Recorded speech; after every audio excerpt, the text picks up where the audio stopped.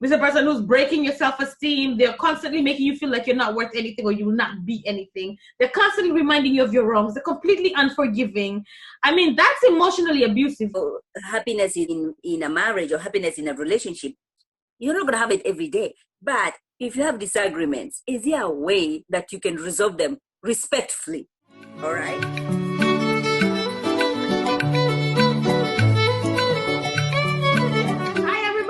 Welcome back to the Moda for Mamas. So today we're going to be talking about emotional abuse within a relationship. Sarah, what entails emotional abuse? It's when someone is just degrading you for no reason. Eating away your confidence.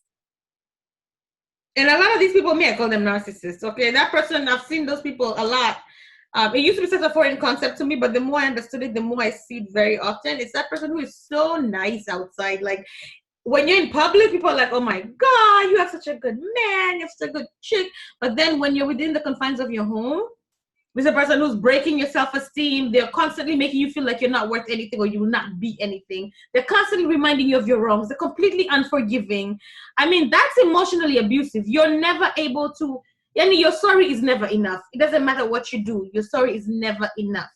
And you can tell, sometimes even, when you're in public, you can really tell somebody who is being emotional because their self-confidence is not there. Yeah. But don't you think people who learns to kind of cover it to where you don't even know until the end of their relationship that this person was in an emotional abusive relationship?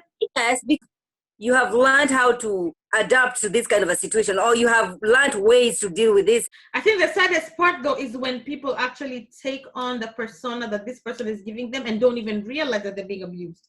So this person is telling you things about you and you start to believe it, you start to internalize it, you start to think that it's true. So you don't even realize that you're in a situation that you need to get out of or adjust or fix. But there's some signs though. There's some signs when for you to know, I'm in this kind of an emotional abuse. Somebody who is just trashing you and using, bad language.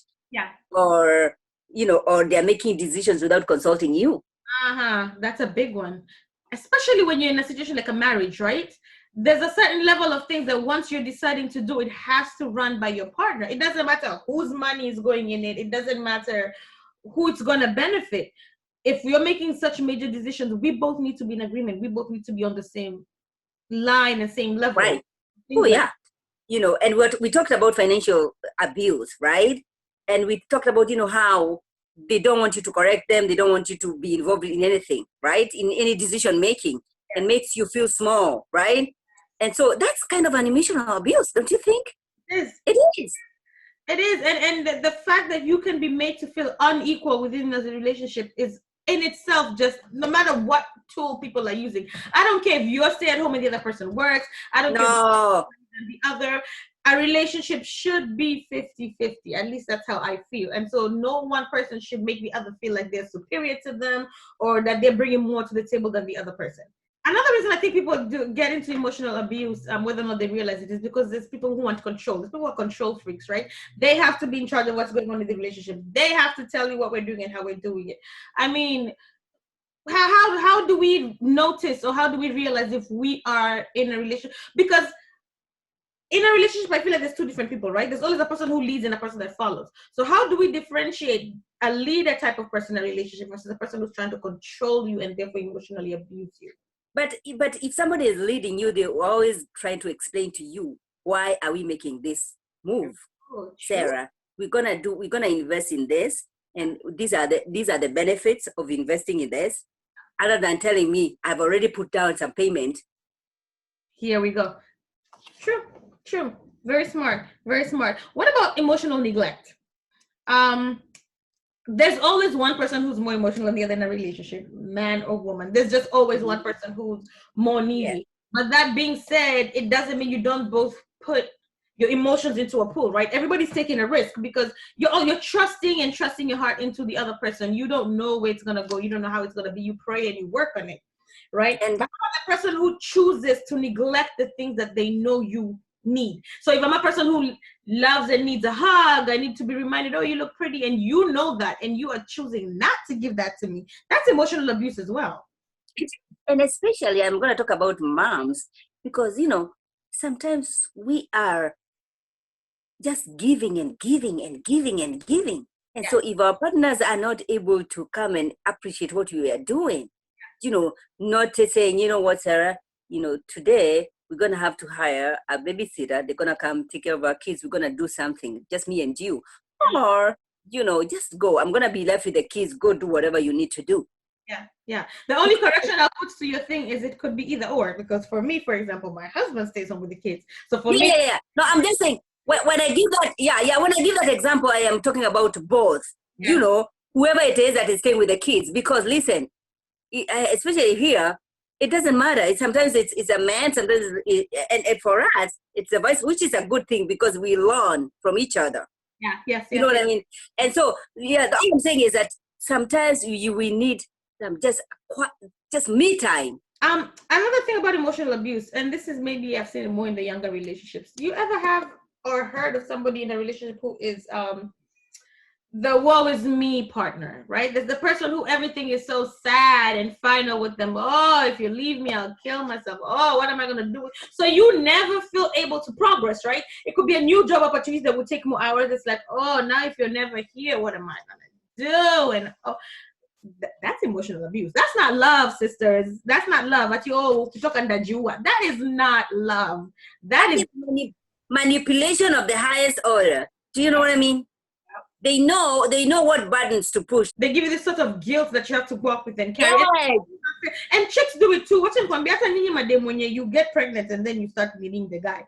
Listen to me, sis. If you're pregnant and a guy doesn't want the kid, it's gonna be okay because it's gonna be fine. And I don't mean we were in a relationship and your guy has rukad you. I mean the chick who knows her dude is nowhere close to wanting a kid and purposely gets pregnant. But for these people who might be in emotionally abusive relationships or might be going through some of these things we're saying and have no clue what to do, where to go, what's your advice, Moda, for Mama? Therapy. We always come down to that. It's not a healthy way of living. That's not a healthy relationship. I'd say, if there's no positive outcome, run. Bah.